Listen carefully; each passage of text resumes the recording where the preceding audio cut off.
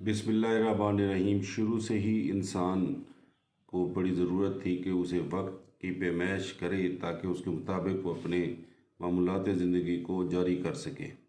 उसकी ज़िंदगी का, उसकी कारकर्दगी का दारोमदार, उसकी ज़िंदगी के नज़्म व ज़ब्त का इन्हसार या डिसिप्लिन का इन्हसार वक्त की पेमाइश पे था और शुरू से ही इंसान कोशिश करता रहा कि इसकी पेमाइश करे।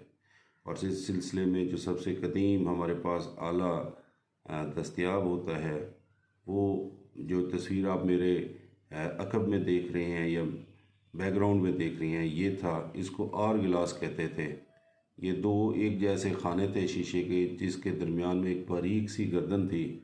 इसमें रेत भरी जाती थी और ये रेत एक खाने से दूसरे खाने में जाती थी, फिर इसको उल्टा करके रख दिया जाता था और इस तरह वक्त की पेमाइश जारी रहती थी। तो ये आर क्लास है, यानी ये घंटे भर का